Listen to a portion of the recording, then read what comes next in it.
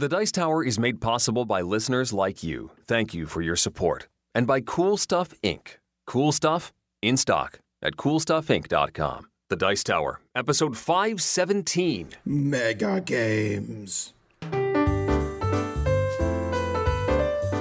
Welcome to The Dice Tower, a podcast about board games and card games, and especially the people who play them.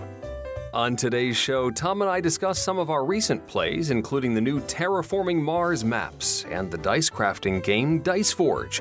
We discuss our last-minute plans for Gen Con, and then we recap our experience playing a mega game at Dice Tower Con. I'm Eric Summerer, and here's your host, the Dr. Wily of board gaming, Tom Vassell.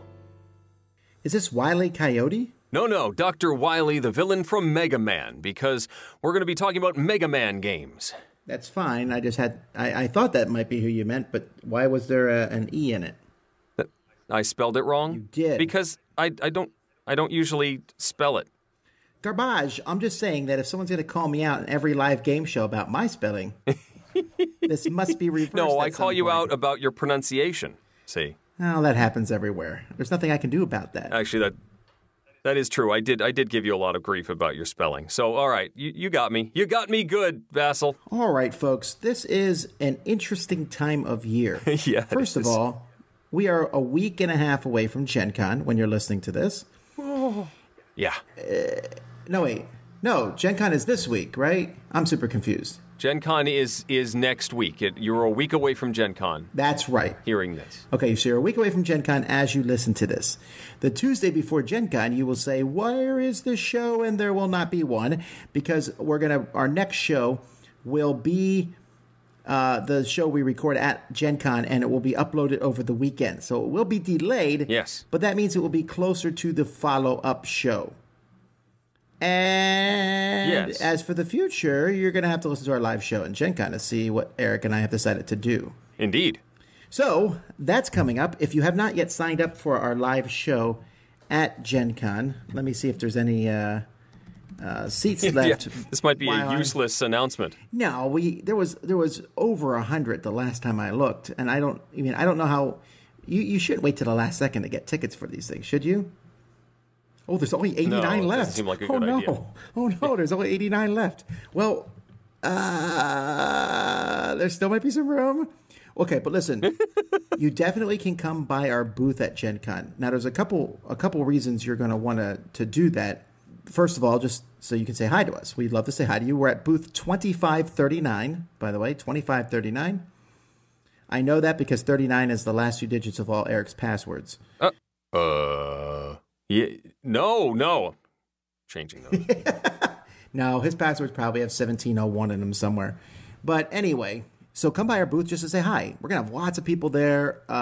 Pretty soon I'm going to be posting a schedule of who will be at the booth and when, so you can come by and say hi. We have a lot of contributors going to be there, a lot of people that you know from the videos and the audio podcast will be there. Me, Eric, Sam, and Z. But a quick rule of thumb is come at the beginning, the first hour, and come the last hour to see us. Also, we're going to have a lot of promos, because good news, everyone. But as of you hearing this, stuff is starting to ship for the Indiegogo campaign. Huzzah.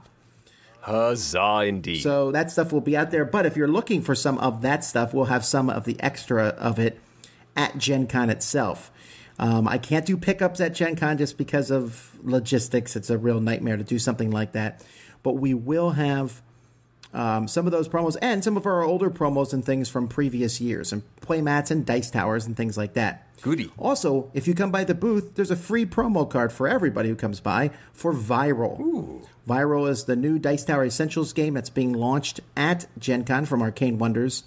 And so you can go by their booth and grab Viral, but you can come by our booth and get the promo card even if you don't have the game Viral, because who cares? We got thousands of them.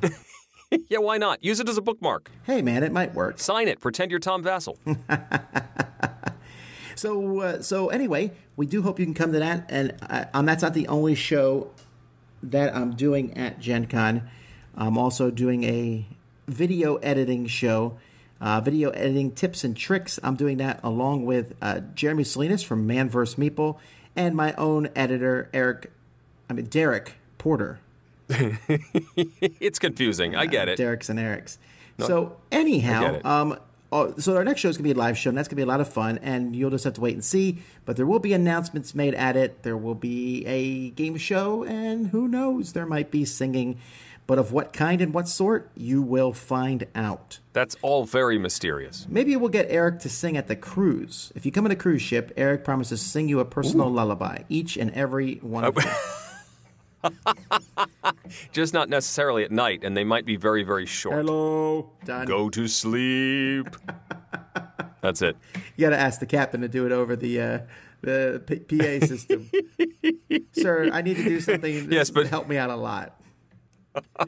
So anyway, there is still time to sign up for Dice Tower Cruise. Check Dice Tower Cruise. You might be listening to this right now and go, oh man, they're talking about Essen. I wish I could go to Essen. No, Balderdash. You don't want to go to Essen. You want to go to Dice or Gen Con. You want to go to Dice Tower Cruise. So it's a fun. Okay. Did I take care of all the business stuff of this episode? I think so. Let's talk about some games. Ooh. You played Near and Far. I need to hear about this. I did. This has been a long time coming because I played this a while ago. We just haven't had a chance to talk about it yet. Near and Far is the new Red Raven game from Ryan Lockett. It is a storytelling game that sort of builds on the system from above and below. It's thematically related. In fact, you can use characters from Near and Far in Above and Below. It's sort of a serialized thing. You can play one-off games of this, but you can also play through a series of maps, which has an overarching story, or you can play character development, where you have a story that pertains to a particular character and then go on adventures. But it's also a resource management. There's a little bit of worker placement. There's some exploration. There's some area control, and it's a race to get your little tents out onto the board. You can go on adventures and do these storytelling modules, and you are competing for resources back in the town, competing for adventurers. You build a team of adventurers to go out on these adventures in the world. It is a gorgeous game. Finally got a chance to play. I've played several times since we last talked about this. And I so want to play more. I mentioned this overarching story where you're playing multiple maps. And each of the adventures, this is not sort of a random assortment of adventures that you're having. There's actually a progression. Each map has a range of stories that can happen on that map. And then you'll flip the page. It's like a flip book of maps.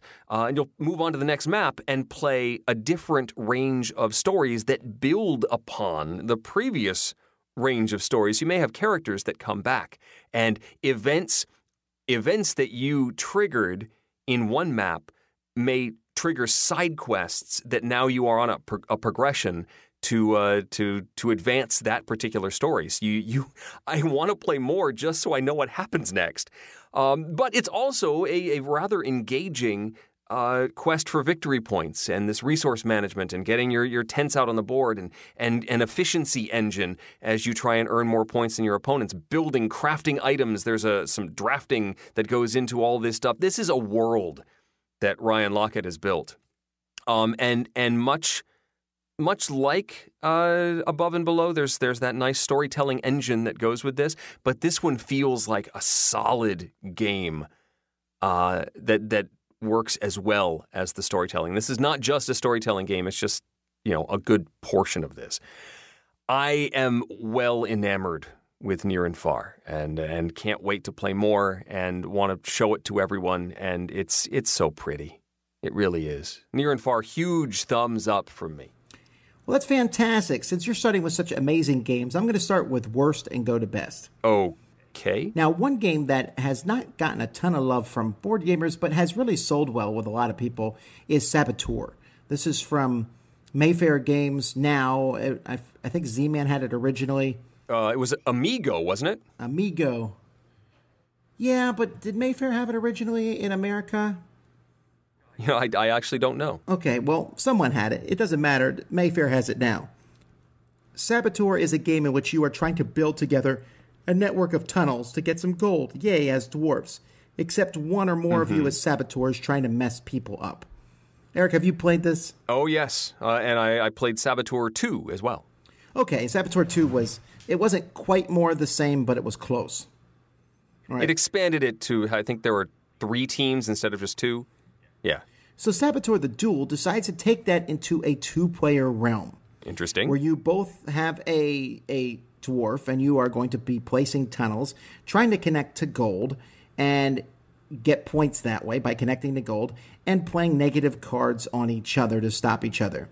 It is horrific. It is terrible. It is moronic. And I'll tell you why. Because in Saboteur, you could play a negative card on somebody else to stop them from doing things. Mm-hmm. They could get rid of that negative card by playing the opposite positive card or by discarding 2 cards, which is an annoyance. But, you know, if you got to get out of it, you got to get out of it. And the fact is, it worked because it was a team game. Someone else could get you out of your negative thing because they would say, wait a minute, Eric's not a traitor. Right. He doesn't deserve to be stuck in that hole. I'm going to help him out. Yes. In the 2-player game, that does not happen. You play a negative card on the other person, and they have to either find the positive card that gets rid of it or discard 2 cards, making their hands smaller. Mm-hmm. That's awful. That's like Meal Born. It really is like Meal Born the game. You simply, when you get a negative card, what do? You play it on your opponent. Right. There's no reason not to. Yeah. And it just makes their life worse. They might have the card to get rid of it, but they might also never draw it, ever. That's a very possibility. They're only going to get half the cards in the deck. Mm-hmm. And so they could discard 2 cards, but then they are at a distinct disadvantage because they have fewer cards in their hand. Also, as you're moving through your connecting tunnels, if I draw a card with 3 gold, I go, he, and Eric looks at me in irritation because he drew a card that was garbage. It is just luck. All that stuff, it works in Saboteur because it's a team game and you're wondering where the traitor is. You take that out, put it down to 2 players. Who thought that was a good idea? Yeah. Not every game needs to be turned into a 2-player version. There are gazillions of 2-player games out there that work marvelously for 2 players. Stop trying to take games for like 7 players, and it's dumb, even though it did work for Cave vs. Cave. But still, the point is... No, I hear you, because, I mean, Saboteur is an interesting game, but it's not necessarily because of the mechanisms. It's because of the intrigue. And with 2 players, you're always fighting against the other player. There's no chance of teamwork here. Right, so this is a waste of everyone's time. Boo to Saboteur the Duel. Okay. Well, let's talk about a much-anticipated expansion. I this week got in the mail Terraforming Mars, Hellas, and Imperium. Hellas and Elysium. Yes. That's a totally different thing. The Roman version of Mars. Exactly. Well, let me ask you this, Eric. So tell me how many pieces are in this expansion. 1. There's 1 piece. It's a board. Okay, so this, I don't know if this has been promoted all that much. I think if you did some research, you may know this. But the Hellas and Elysium expansion for Terraforming Mars is a map. It's actually 2 maps, a double-sided map. That's it. Although, when you have a new map, there are different sides of Mars. There's one that's sort of the South Pole, and one is sort of rotating the planet around a little bit. It also includes new awards and new milestones. These are the things at the bottom of the board that you can achieve and then spend an action to claim, and then you get 5 points. Or you can fund an award and then see who wins that award at the end of the game. This does change the game a good bit. I found myself, we played the Elysium map, and we were... Which one? The Elysium, not the South Pole, it's the other side of the planet. The other side of Mars. I think the South Pole one is better, frankly. Oh, okay. Because I think Elysium is too close to the original. The South Pole has different terrain features on the map. There's like some places you build on, you get heat. Elysium, there's different goals on it, and the map is different, but if you show me both of them and didn't tell me which was which, I'd be like, Yeah, well, those different goals, I think, do change things a good bit. I found myself having to adjust my strategy a little bit because I had a terrific engine going for if I was collecting little science symbols, and that didn't matter nearly as much as it would have on the original map. And I had to sort of adjust things to work toward those awards and milestones on the new map. So this is not an expansion to immediately buy. Oh, no. I don't think. I think you want to have played Terraforming Mars a good number of times because you're not going to get a lot out of this. The variety for this is a draw for people who have played through the base map a good number of times, know all of the basic strategies, and are maybe playing it out a little bit, and adding these new milestones and awards sprinkles in new strategies, new paths, and keeps that variety up. This is for aficionados of the game and not necessarily a must-own expansion for new players. I still really enjoyed it, but it's just, play the base game a good bit first. Terraforming Mars, Hellas, and Elysium, it is a two-sided map. I like it. I'm still not sure why the goals need to be attached to each map. I know that there's a goal or a mission, a milestone on each map that is specifically for that map. Mm-hmm. But I kind of wish they had made that separate board so I could use the different goals on the different maps. That would give even more replayability. Yeah, that's true. I mean, there's one that's on the Elysium map that was about being in the southern hemisphere. Yeah. Well, that technically could work on anything map too. Yeah. Right. Yeah, it's okay. I like it too. Here's the thing. I'm not sure that I'm dying for more expansions for Terraforming Mars. I think it's a great game. The new maps are fun. Don't get me wrong. I enjoyed playing on them. Mm-hmm. And if they add more cards, I'll be excited. But I really kind of hope they don't do anything else. Add more maps. Add some new cards. Yeah. The game doesn't some new need corporations, some new cards. But there's so many to begin with. Would be fun. Right. Yeah. But there are no cards in this expansion set. So don't get disappointed if you don't get any cards with yours. Yeah, actually, they were delivering it to my house, and I needed to get it because I needed to review it and play it. And I said, Melody, okay, you go out. The package just got there. I got the email. She said, there's no package. Mm-hmm. I said, they just said it was sent. She said, I've been waiting here, and I don't see no package. I said, it's in the mailbox. It's super thin. She finally found it next to a pillar. Barely noticed it because it was so thin. Oh. Halloween is coming. Eventually. Well, not really, but it is coming. Eventually. It's only 3 months away. And the best thing about Halloween is kids going out and getting candy. But kids should not have candy. No. Because it's not good for them. So in this game, ghosts love candy. You're a ghost. You also love candy. Okay. So you're going to go scare kids after they've gotten candy and steal their candy. It's quite a good theme. It's actually a silly little card game. Each ghost has cards that are numbered from, I think, 1 to 9 or whatever. And these kids are out in the middle of the board, and they each have a scare value. It might be 10, 15, 20. And as each round, they collect candy, and there's different candy placed on each kid. And then you all play a card from your hand simultaneously. Whoever plays the highest card goes first. You place your card on a kid, and you scare that kid and take their candy. So you'll steal their candy, and each kid also has a special ability that might trigger if you steal their candy. However, if the total number of cards that have been placed on a kid exceed their scare point, then you've scared that kid. And you also have to take their card, which is worth negative points at the end of the game. So you got to be careful about playing those high cards because you'll do more scaring. We want to steal the kids' candy, not their souls. Right. So it's a silly little simultaneous placement game, but I liked it. I mean, the artwork was fun. The theme is fun. It's all very cutesy and, trying to outguess everybody else as to where you're going to play, which ghost you're going to play each turn. And, as any kid who wasn't scared, the next turn will have more candy on them because no one took the candy from the previous round. Right. And each ghost has different values of candy. You get a card at the beginning that says, for you, Eric, licorice is 5 points, lollipops are 4, candy corn is 3, etc., etc. But for me, candy corn might be 5 and licorice might be 0. Okay. So that's how you play Ghosts Love Candy. I like it. It's a nice filler from Steve Jackson Games. Cool. Let's stick with Stronghold Games and a Jeff Engelstein game. It's Pit Crew. This is a game about racing, but really it's a speed team game. This can play up to 9 players in teams of either 2 or 3, and you've got a hand of cards, and you are trying to play these cards as quickly as possible. This is a simultaneous action game. You say, ready, set, go, and you are playing these cards on different areas of the car that you are trying to get ready to race. The tires, you have to build cards moving up or down one value. So a tire may start at 4, and you can play either a 5 or a 3 on there. And you're trying to get 4 cards that follow that rule in that pattern. Then there are engine cards. You have to play, these are all just sort of numbered value cards.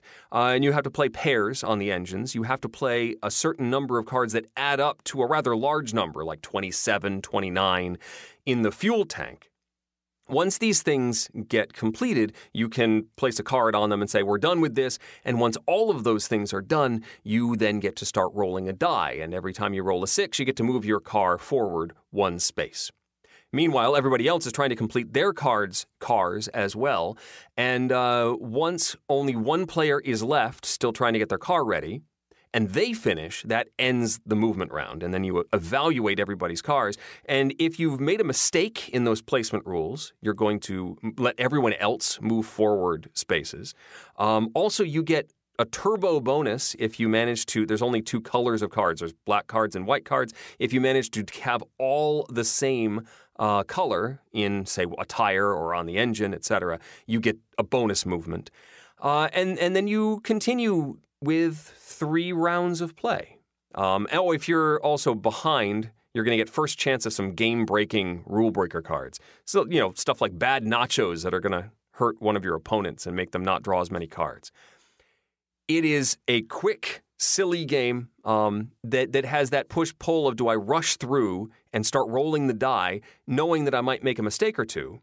Or do I take my time, make sure I get those movement bonuses, and really work toward perfection in getting my car ready, which is how we won. The other team that we were playing with went really quickly and started rolling every single round. They were always the first one to move, and we just sort of went for the bonuses and ended up passing them in the end. They made some mistakes, had to discard a lot of cards, and we stuck with our plan and ended up winning the game. The whole thing is maybe 15 minutes, 15, 20 minutes. Super fast game. There's even an advanced, 4th round you can do if you really want to. I enjoyed it. It's one that could be pulled out with a lot of different people. It's very basic mechanically, but it's that speed element that really makes it shine. And I think it's a great thing to pull out with large groups of people. Thumbs up for Pit Crew. I'm going to have to wait on this one because I played it and I hated it. Ooh. However, I played it incorrectly. So... What did you do wrong? I thought you had to finish the car completely before taking off. Okay. Don't you? You could take off early knowing you're going to get some negative penalties. Oh, yes. Okay, sure. I did not realize that. And so I thought it was very unfun because you just sat there drawing card after card after card that isn't the one to finish your car. Right. Okay. I'll tell you what, though. Even if that might fix the game for me, and I might like it. Who knows? But that roll a die as quickly as you can to roll 6s, I don't know that I like that mechanism. Okay. I don't know why. It's very random. It's like a very, very, very random thing. Yeah. I don't know. But if you are the first one to go, then you get to do that really random thing before the other players do. Yeah, but it's not super fun to have someone shouting in your ear the whole time when you're not the first one. You just don't want people shouting at you. No, this wasn't a sour grapes thing because I was also first too, and I looked at the people as we were rolling a die as fast as we could and having fun going around the track, and they were not. The frustration was high. Yeah, I'm going to give this one another try. I mean, it could just be a thing. We'll see. All right. Let's see. Where are we now? I'm getting better, right? That's what I said. Yes, Wordsy. Getting better. Wordsy is from Gilhova and what's the company? Formal Ferret. Games. Formal Ferret has made just a few other games, actually. This one is their version for people who like Scrabble. There are 8 cards on the table. These are letter cards. 2 are worth 5 points.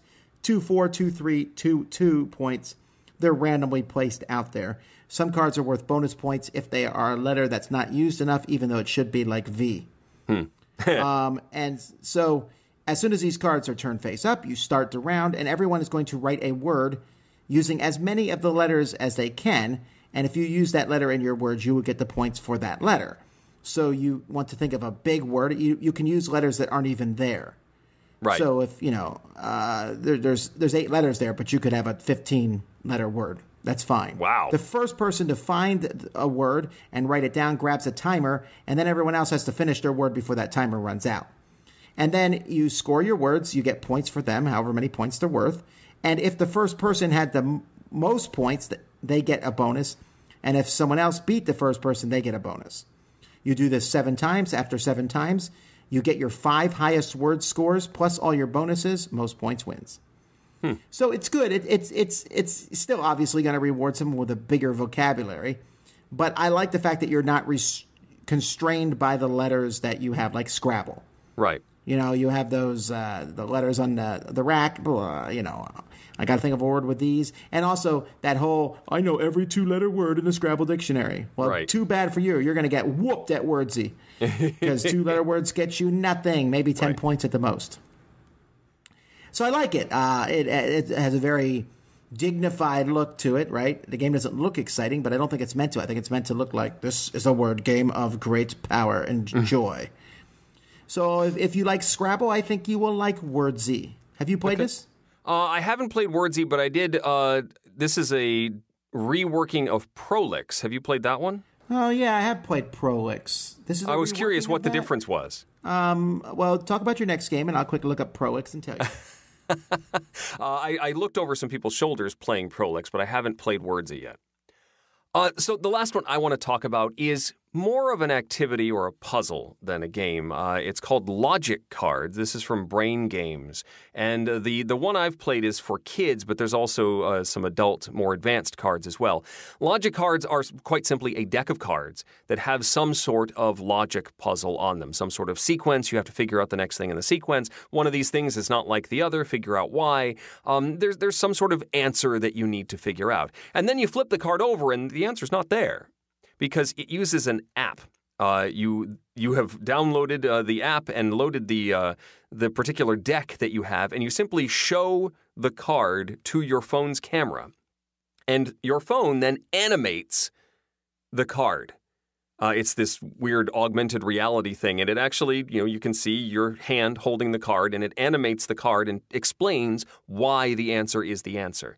My kids had a blast with the kids' version of Logic Cards, because not only is it fun to figure that out, you then get to see the magic happen with the phone or the device that's going to show you why the answer is what it is.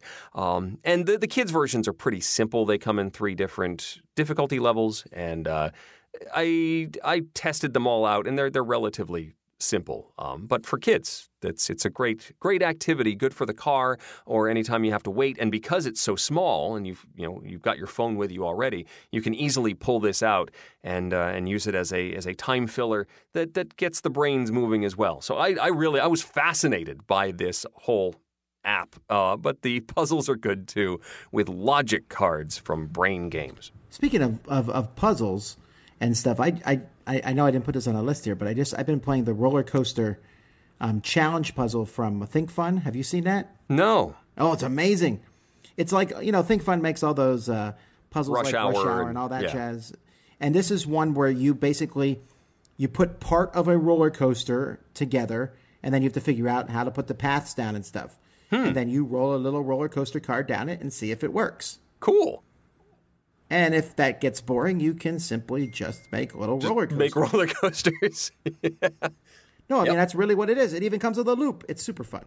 That sounds fun. Yeah, I thought you might like that one. Actually, your kids might like that too. Yeah. So I did look up Prolix, and apparently I gave that a 5.5 rating. I don't have time to watch my review. It was 7 years ago, so forgive me. It does look very similar. It looks like he took the game and changed a few things. I think it's all simultaneous. It doesn't look like the original was. And apparently I am now nicer to word games than I was back in 2010. Apparently. Were you on the show in 2010? Yes, I was. Wow, time flies. We're getting old. Yeah, it does. So, all right, what's your grand finale, the one you liked the most? The one I liked the most is Dice Forge. Have you played this one yet? I haven't. I, again, looked over somebody's shoulder as they were playing it, but I didn't actually sit down and play. If you're ever at a convention and you feel a cold chill, because Eric Summer is looking over your shoulder, wishing he could play the game you're playing. But instead, he decided to play Fast Food Franchise for 6 hours. So anyhow. Yeah, 5 hours, but yes. Dice Forge is a game. It's basically a customizable dice game. You have 2 dice, and every turn, whether it's your turn or not, you roll these dice and get the resources on them, which is gold, red gems, blue gems, or victory points. And then on your turn, you can buy stuff with these, or you can buy cards with the gems. The cards give you special abilities. Or you can buy new sides to your dice and get more victory points, or triple the other die, or all kinds of cool little things. It's very, very basic, but it's like Dominion basic, and I love it. It's cool. I liked Rattlebones, which was a roll and move game with customizable dice. Right. And this blows that away. Blows it away. It's so much smoother, and there's more of a game here. So not Rattlebones. Come on now, Tom. Dice Forge. Cool. Yeah, lots of great games have been coming out, and Eric mentioned at Dice Tower Con that we were looking over people's shoulder. But what were we doing when we were not doing that? We were playing a mega game. Okay, so now I've been tempted to play in a mega game for well over 15 years at this point, I think now.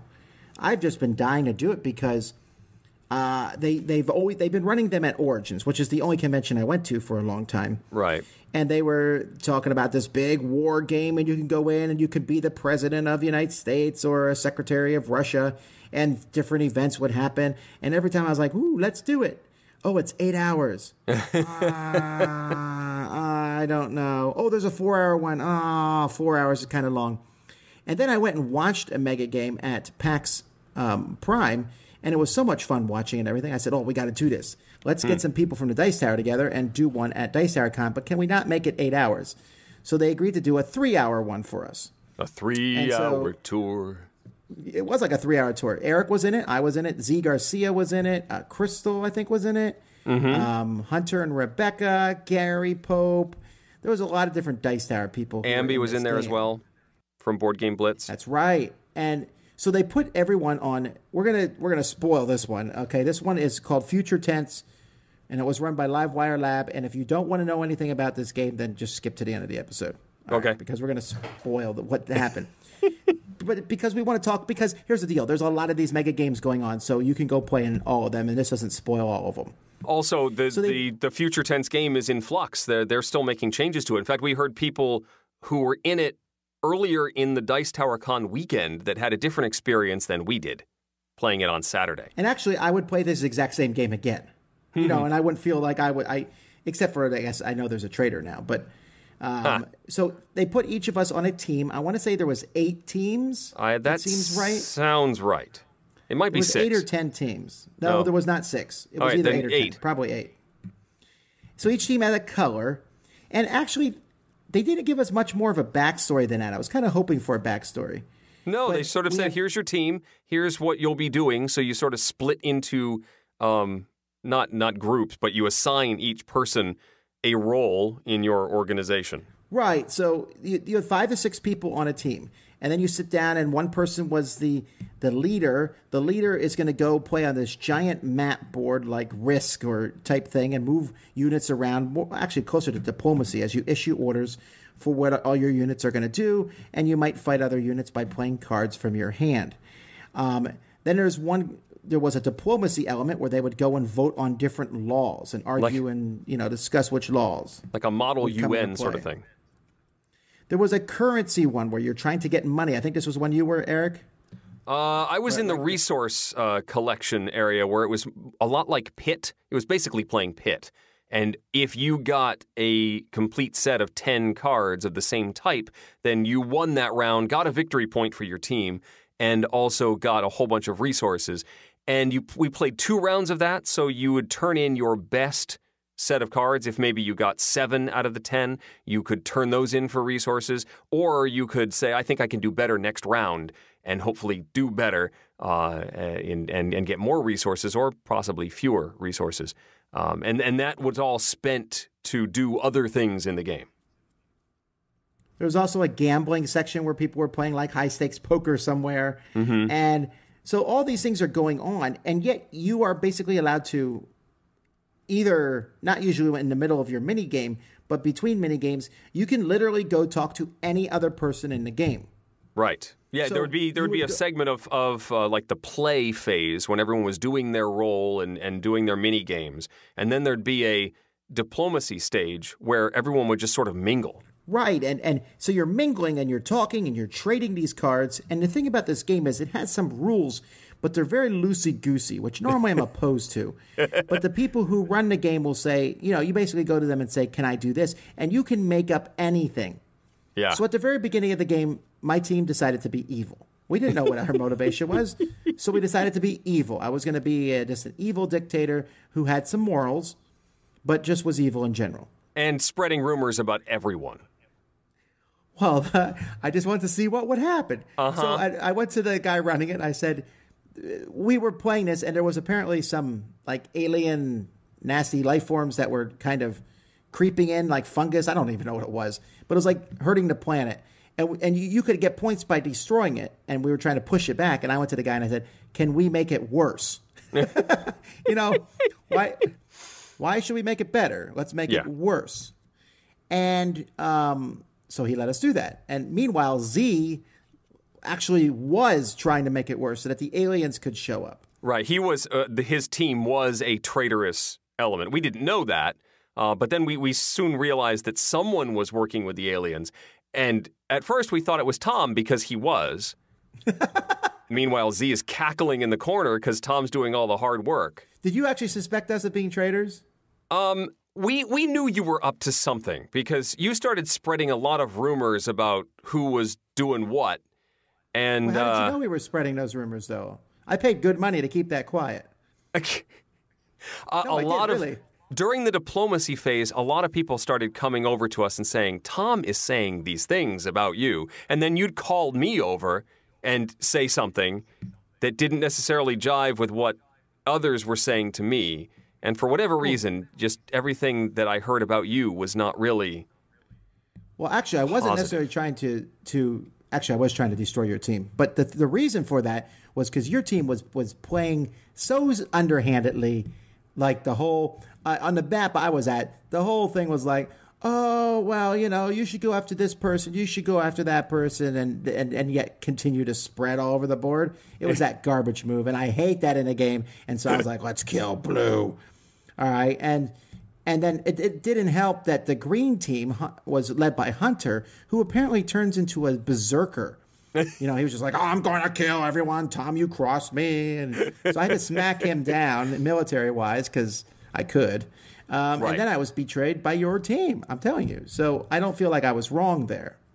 But see, all of this is going on, and you're sort of given these goals in these mini games and on the big map where you're playing Risk or Diplomacy or whatever, and you're earning points as you do all of this stuff, and you're sort of getting into the swing of things, and here you're worried about optimization of resources and all of this.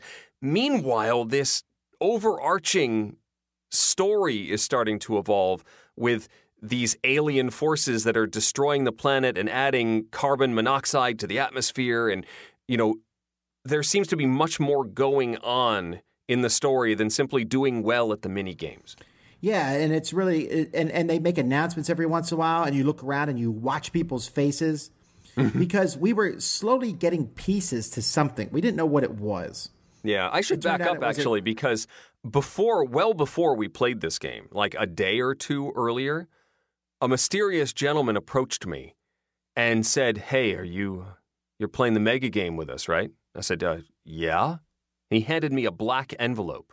I said, what's this? No Should way. I open it? No, really? No. Yeah, he handed this black envelope to me and said, this, you'll make sure you have this with you. And I said, should I open it first? And he's like, you can do whatever you want. Just make sure you don't forget it. And I opened it up, and it was a piece of this super weapon. But I didn't know that at the time. I just knew it was a cardboard piece. And I didn't know if I was going to be the traitor because I had this thing, or it became obvious at some point that I was the only one that had this. But then others started earning these mysterious black envelopes through the mini games. And once I realized that that my piece was not unique, Then I sort of relaxed a little bit, like I'm supposed to have this, and I was the seed to get this thing started. And I guess because we had more of them than any other group, we started becoming the group that was collecting these pieces to a super weapon, which was both good and bad because, it was nice to have things. But then we were trying to figure out how they fit together because it's like a 3D puzzle. And this is during the diplomacy phase, and we, like idiots, took them out in full view of everyone and started fiddling with them. And Hunter starts screaming that we have a super weapon. He did. He came over and was like, look at them, everyone. Everybody, look.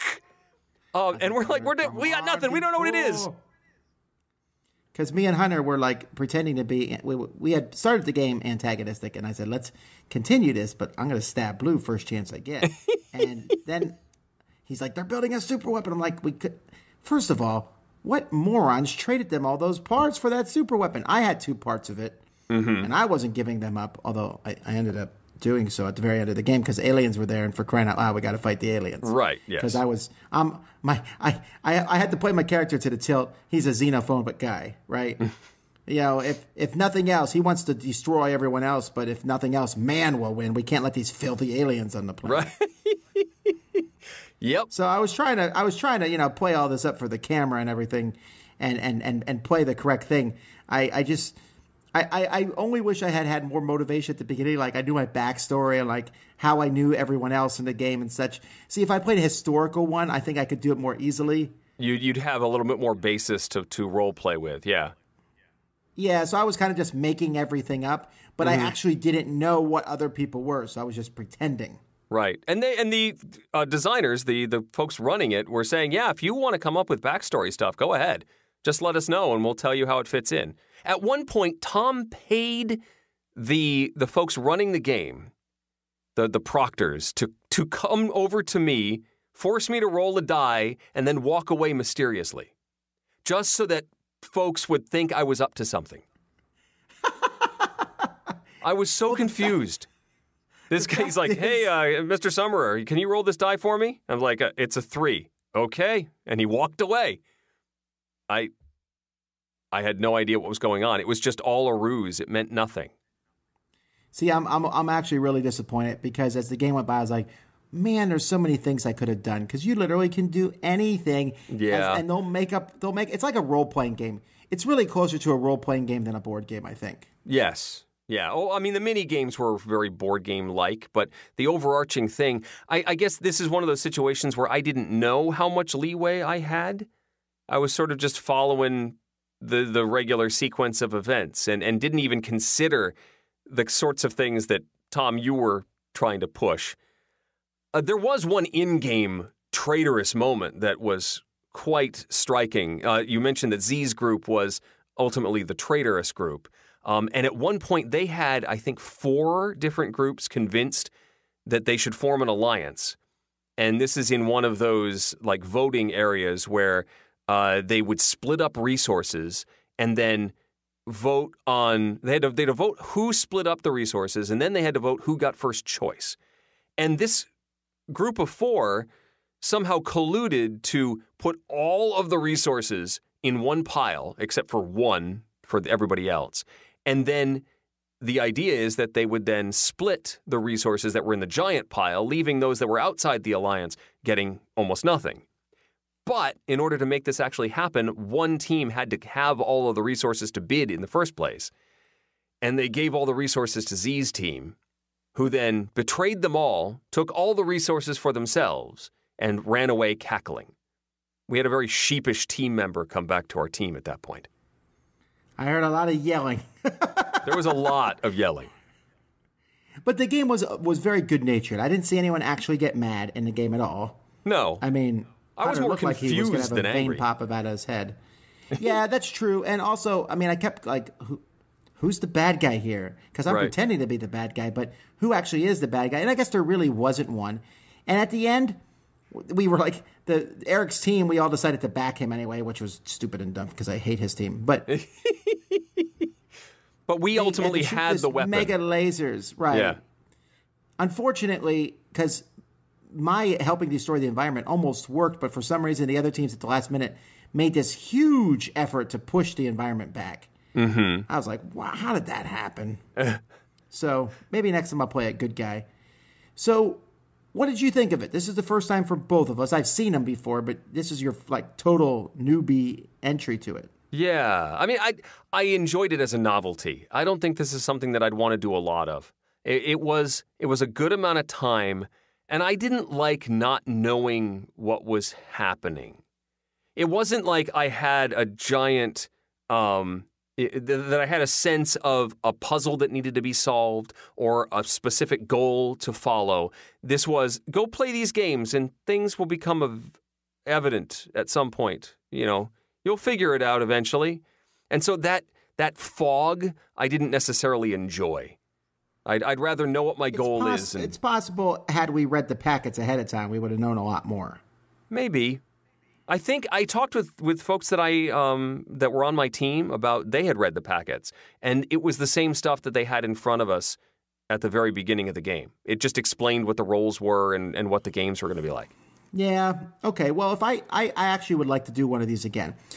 I think I would prefer to do one where I had some backstory, right? And I think I would prefer to do it if I could do it not at a convention, like, hey, this Saturday we're going to all go do this. They're having one in Miami, a Megagame. Who wants to play? Oh, all right, I'll go play. I think that would be a lot of fun. Okay. To get involved and do that sort of thing. And I would even do it for a longer period of time then, because it would be just a big, giant Megagame. It'd be a lot of fun. So you've come around as far as the time commitment. Well, I am, but not at a convention. That's the thing. I can't.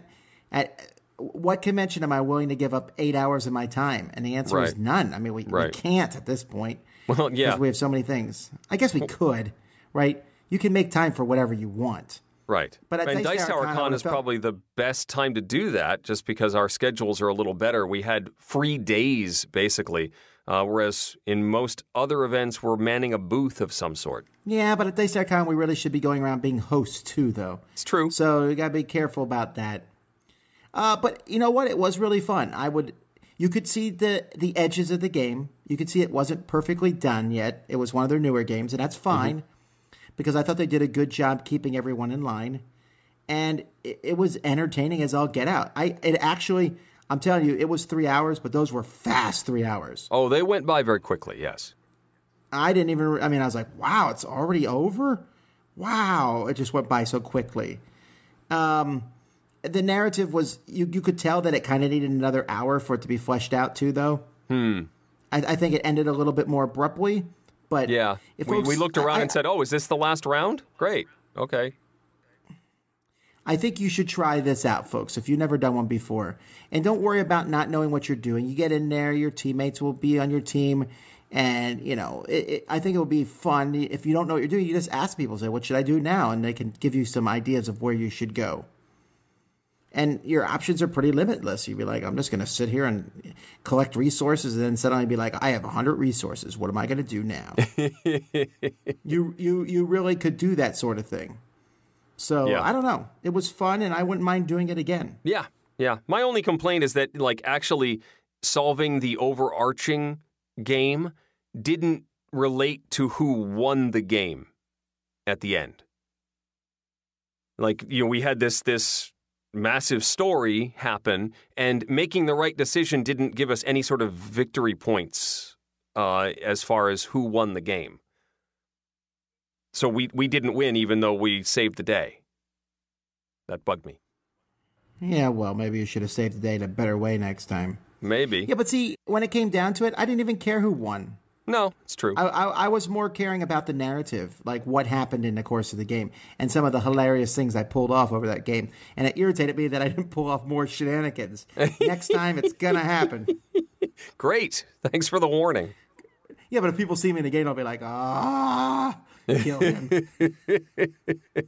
Can we just shun Tom from the beginning? That would be... No, I wouldn't try to break the game, right? I wouldn't try to... I picked the kind of character I was going to play, and I tried to stay true to that character. Right. I didn't want to be an anarchist just blown a game up. I said, let's be evil. So we're gonna do this. We're gonna blame another team for it. We're gonna cause these problems over here, and hopefully this will cause enough havoc for us to take control. It didn't work out the way I wanted it to, and we may have come in second last place point wise, but I don't think that matters. We beat one other team. Sure. Out of 8.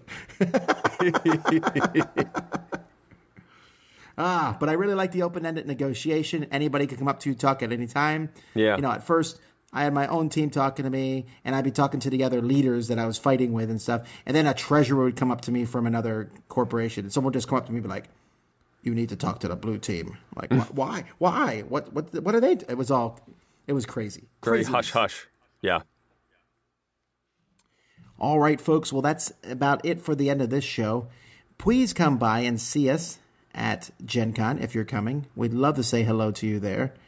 I'm really excited about a lot of things, I'm actually glad Gen Con's later this year. I've had a lot more time to prepare and just get a lot of reviews done.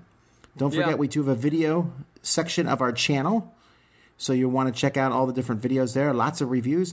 And I believe, actually I don't believe because I know it's true, Eric Summers starting his top 100 games of all time. Oh, boy. You did know you're doing that, right? Yes. No, it's in progress. We're making progress. All righty, so come on and keep an eye out for those. So with that, I guess it's time to end. Until next time, I'm Tom Vassell. I'm Eric Summerer. And you've been listening to The Dice Tower. Thanks for listening. Promotional consideration has been provided by game publishers in the form of review copies of games. This episode number 517 was recorded on August 3rd, 2017. Coming up next week, a little later than normal, it's our live Gen Con extravaganza. This podcast is sponsored by listeners like you. Thank you for your continued support. And speaking of support, the Jack Vassell Memorial Fund is dedicated to providing support to members of the board gaming community in their hour of need. If a catastrophic event has become more than you can handle, find out how we can help at jackvassell.org. The Dice Tower is produced by Tom and me with assistance from Itai Perez, Derek Porter, and Rob Seary. Talcum application charts provided by Powder Grid. Timothy Pinkham composed our theme, and hosting is provided by Cool Stuff Inc., where you can find great games at great prices at coolstuffinc.com.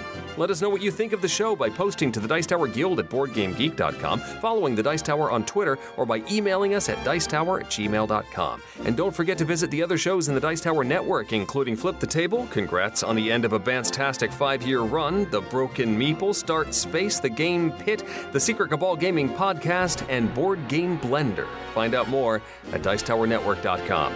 Until next time, from all the gang at the Dice Tower, have fun gaming. Are we in a mega game right now? Well, see, maybe we are. Maybe we're still playing the same one.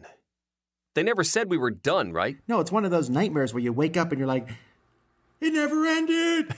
It's still going game. on. No. I found a black envelope under my pillow with another piece of the mega weapon. Oh, that would be creepy as all get out. Wouldn't that be? How did this get here? What do you know?